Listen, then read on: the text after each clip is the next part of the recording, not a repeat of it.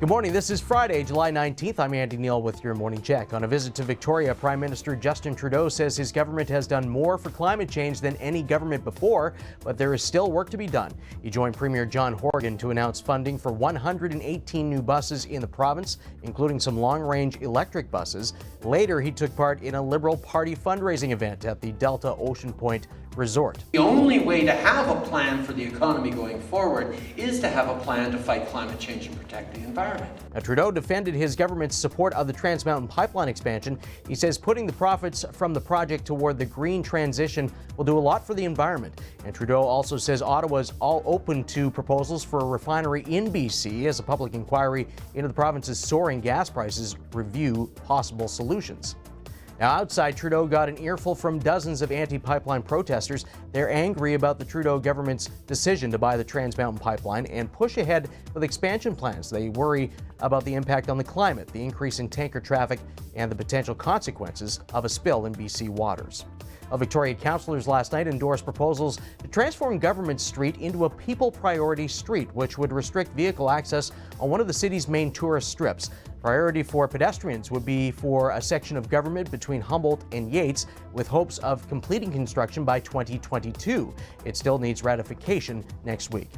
Now, the federal government is settling multiple class action lawsuits involving sexual misconduct and gender discrimination in the military. The deal, worth close to $1 billion, and the funds will be divided between members of the Canadian Armed Forces and Department of National Defence who have been victims of sexual assault, harassment, and discrimination.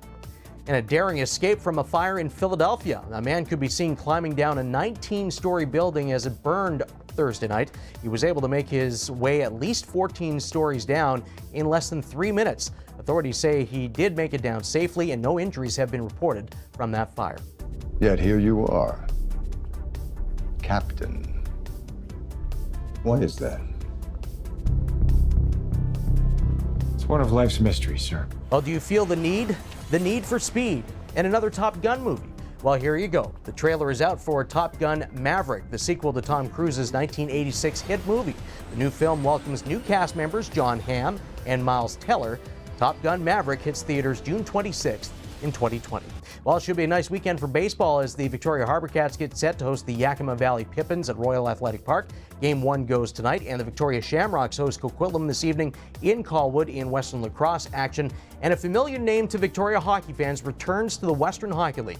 Former Royals head coach Dave Lowry is taking over coaching duties with the Brandon Wheat Kings. He spent the past 2 seasons as an assistant with the LA Kings. And from the ice to architecture and a famous kids TV host, the Tickle Trunk contains some big names for this year's inductees to Canada's Walk of Fame. Physician and basketball inventor James Naismith, Hockey Hall of Famer Mark Messier, Olympic speed skater Cindy Clausen, and the late Ernie Coombs, who millions of Canadians will know best as Mr. Dress-Up. 2 more inductees will be revealed at a later date. Well, the Friday forecast is calling for sunshine on the south, mid, and west of the island with a chance of showers further north, and there are your Friday highs. Well, we always love to know where you're watching from, and don't forget to like and share the CHEK Facebook page. Don't forget to join us for CHEK News tonight at 5, 6, and 10. That's been your Morning Check. Have a great weekend. I'm Andy Neal.